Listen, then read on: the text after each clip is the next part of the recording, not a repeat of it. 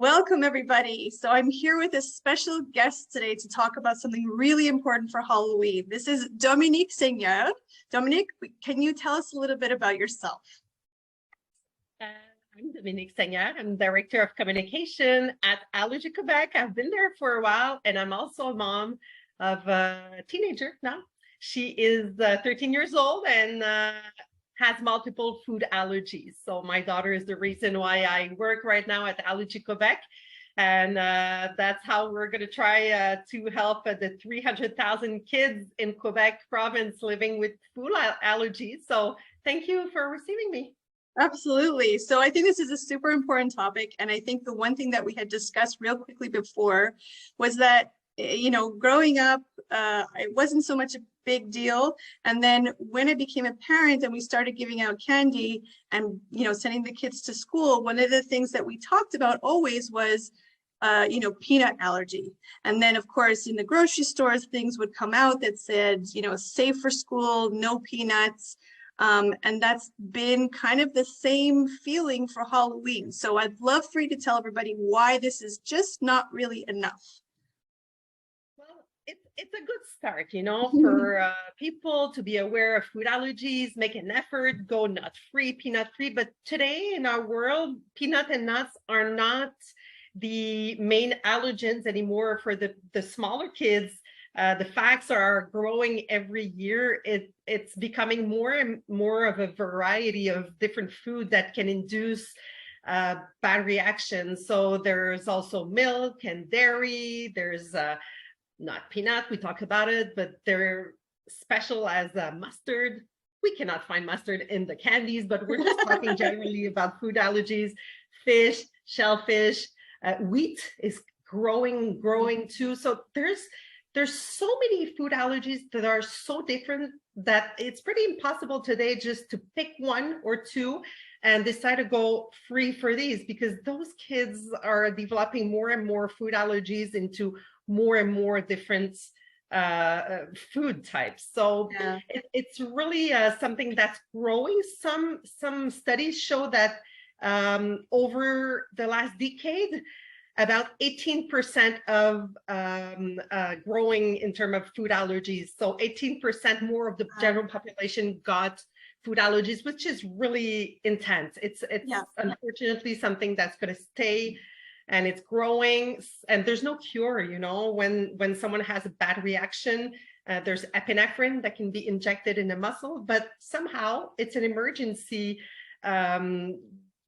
drug, that you can just inject yourself with. There's no cure. You just don't have to eat any trace of the allergen. So that's why it's so tricky, and it can be very difficult and stressful for the person living with food allergies and his family.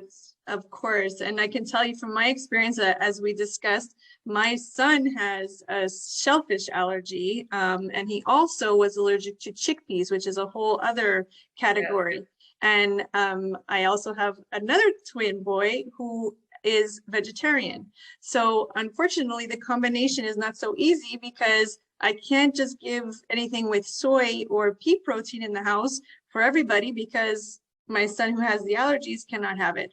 So I totally understand. And I think the biggest thing wrapped around all this is really the fear of a possibility of getting a reaction. And, when you have any child that has had one reaction, they never want to experience that again. And I don't think, the parents, because it's the person with food allergies, but it's also the parents, the ones that are taking care of this kid. And you don't want to live in the fear that something is going to happen, but you take 3 meals a day, you take snacks, and everything has to be checked. So it's really a whole good point you're talking about now. Yeah, and so and as we also were saying, is we want all these children to have a really good Halloween and not have to have that fear on top of just having a great evening and coming home with candy that they just can't have. So tell us a little bit about the project and the campaigning. I will show my beautiful teal pumpkin that I'm going to have out. So tell everybody what this means if they have it in front of their home. So this is called the Teal Pumpkin Project, or the turquoise pumpkin.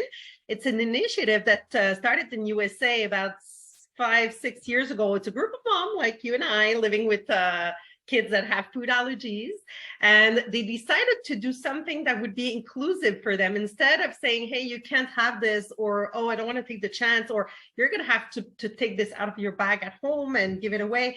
It's something that welcomes them around Halloween. We discussed a bit earlier off camera, but Halloween is supposed to be positive outcome. It's supposed to be an event where everyone is having fun, is getting a bit crazy. And sometimes it can be stressful for the kids or the parents with food allergies because it's dark, it's at night. You go to people's house you don't even know. You take some candies that you don't have a chance to look at the label. Sometimes there's not even label on smaller sizes. So it can be it can be heartbroken also for the parents because you get home and you have to check everything with the kids, especially when they're smaller. It's something that's really hard to understand for them. Our trick before Little Pumpkin was to buy some extra candies that we would exchange one for one. We did this for so many years because I have a son that doesn't have food allergies, so it was a bit tricky for this. So this movement is by putting a turquoise pumpkin outside your house. It can be like yours in plastic, or it can be a real one that you just paint this color in blue, and you put it in front of your house, and it means you're a allergy-friendly house, and you are aware that some kids have food allergies around, and you will be giving away candies for everyone, but also some food related items. So maybe we'll discuss a little later the ideas that can be, what can you buy? Just little absolutely things.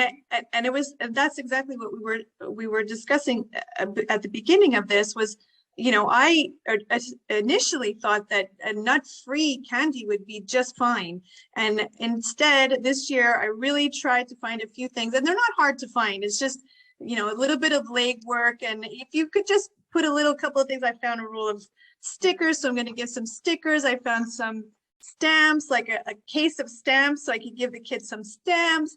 And then I found a big package of these gooey, I don't know what they are, some sort of gooey toy that they're going to enjoy. Popular these days. Yeah. So I mean, I guess the idea then is that if you have your teal pumpkin and a child comes to the door, obviously with their parents, you can offer these kinds of alternatives. Is that right? Exactly. That's the whole thing. If you don't have time to paint a pumpkin, you can go to allergyquebec.ca's website, and you can just print a little one-pager. If you have a printer that prints in color, you put it in front of your house. It just tells people you are giving away some little toys, little goodies. And as you said, they can be found pretty much everywhere in any kind of store that's equipped for selling Halloween things. Right now, it's the best moment to buy them. It's just a couple dollars, but I remember every year when we go to a house where there's this teal pumpkin in front of the house, my daughter is so happy and so excited. And it's different now. She's getting older, but when she was a kid, she almost thought these people did it for her because she's not used for people to make, something special around her condition. That's why I think teal pumpkin, turquoise pumpkin is so inclusive and positive. I hope a lot of people will try the movement or offer again for another year this year, and we could see the movement grow in the province. I think that's great. And I think, like you were saying, there's so many different allergies. It's very hard to find any kind of candy. You did have one other suggestion, Joe, as far as food related. You had mentioned chips. Do you think that would be also an alternative, or not really? I think, anybody that can make an effort to welcome these kids, I think from the bottom of their heart, they're going to be so happy. It's just a question of being, always different in terms of food. You bring your lunch, you go to someone's birthday, you bring your cake. So if people bring something to you, it can be received so positively. And usually the little bags of chips, plain chips, are allergen free, if we can say so. There's not much things in these. And there's a couple of candies also that are just made of basically sugar and dye, and they're not free. And so there's a couple brands that can be safer if you don't have time to go for little objects. But the core idea is to have a little something that's not food related. Yeah. But if you don't have time, or if you just think you can offer something else that's allergen free, that's, I'm sure, also welcome. Well, you know, like you were saying, these things are, I mean, obviously these were, you know, I thought ahead for the first time. Honestly, I have to say, for the first time, I thought ahead and I purchased these online and they arrived on time, which is great. But I mean, there are lots of alternatives. Even just going to the dollar store and picking up a few little toys would be, you know, just to have on hand in case, like you're saying, some children come and they can't have any candy. So I think it's easy to do. We just have to, you know, put that extra effort into it. And they're super fun too. Candies is fun, but those little goodies are super fun too. It's different, and it's just something a little extra. And like you say, I think under $2 you can, you know, have 10 kids with food allergies that will visit you that day, and they're going to be super happy for just a couple of dollars. So I think if a lot of people, yeah, exactly. And the more people participate, the more it gets to know, people get to know it, and the more they tend to participate. So we see it growing every year. I think we need to see, we talk about it a lot. I think we need to just go the extra mile and see the pumpkins outside, and so we can. I think that's great. And you know what? I'm going to light this up and I'm going to make sure that children can see it at our front door. Tell us, Dominique, you had mentioned the website before. Where can people go to get more information if they want to print the site, the page? What is the actual website for us? Just tell us one more time. allergyquebec.ca. You can write it in French or English with a Y or IES. In French, it both work. And it's a different page now. And there's a whole article on Halloween. There's the history of Halloween, why we give away candies, which is really interesting too. And is there some different ways to celebrate Halloween for those that have younger kids, or that are not interested, or that decide to just do it in another way? There's a couple of tricks and recipes, and there's those little page. It's like a one-pager you just print, and it explains the whole movement. And I think also we included, there's a map. You can pin your house. I know some people are not feeling comfortable in terms of security with this, because I think basically you put your address. I've never done it, but I know you can put your address, pin it, and tell people where you are with your Teal pumpkin, because you participate. Okay. It's been very popular in the USA in the last years, now less. I think that, like I said, maybe a question of security. People tend to be a bit resistant to this, but still a good idea. And if you see them around, maybe people could send you pictures, and we can see. I would love that. And I think you know, I'm really looking forward to posting this out to let more people know about it from my side. And you know, what do you think people like us could do to you know, further this movement? I was just thinking off the top of my head, to get every city involved, to let your local city know, you know, this is something that's really important to us. Can we make these, you know, I don't know, maybe these Teal pumpkins available in each city, or, you know, let people know a little bit more about it in your local area? There's two other ideas that I had. A client of Allergy Quebec actually sent me an email last week. She said, I just talked to my son's teacher about it. He doesn't even have food allergies, but they have food allergies in the family. And the teacher really loved the idea. So she made a little half hour for the kids. She bought a little turquoise pumpkin, and she explained that this was a way to, they had this time to do whatever they wanted with pumpkins, and she integrated it, and she talked about it to the direction, and the direction advised the centre de service, and the centre de service, they send an email to all the parents of all the schools telling them, if you don't know about this movement and you want to participate, we have a lot of kids here at school that have food allergies. It can be very positive. Here's what you have to do. So it was really, I thought it was a very good idea to go with the school directions, and it's, you know, it's a neutral information. There's no, there's not much that anyone can do it, and that's inclusive also. I think that would be nice from the schools. And I think what we need also is a big player, like a supermarket or like a grocery store or a pharmacy, or someone that has the possibility to, for example, sell pumpkin because yours, you bought it in USA.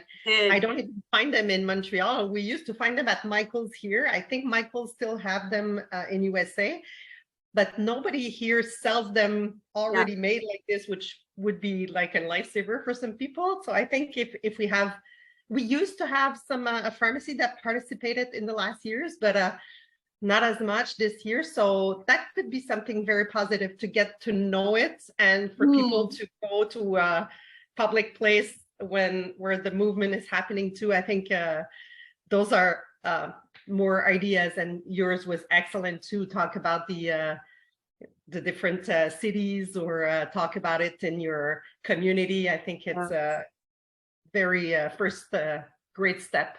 Yes, and I applaud you for all the work that you're doing for Allergy Quebec, and letting people know about this movement. And you're right. We got to bring these guys back. And if not, we can just paint something, a little teal pumpkin, so that we have something ready, and the signs from your site. So I really appreciate that, and I appreciate the time that you're giving us to let us know a little bit more about this. And we're going to go check it out. Thank you so much. Thank you for talking about it. I think that makes a huge difference, and I hope people are going to spend a little time this weekend having fun and putting a little teal. I think teal might be becoming the color of food allergies slowly, because when it was the food allergy official day, which is March 21st, our team, we called the city of Montreal to see if they could put some teal blue on the bridge. They sometimes do this. They did it on the Grande Roue de Montréal. Wow. And in Ontario, there's a group that started to paint light bulbs in teal and replace it for the Halloween night, which is a bit more complicated, but around the color. I think the teal pumpkin is really something that's going to stay, but I think slowly this color will be related directly to food allergies. That's good. And I'll be happy to put mine with a light in it, and let children know in my area that they can come and get something other than candies. Why not? So it's already prepared. Thank you so much for joining. Yeah, thank you. Appreciate it so much. Thank you so much.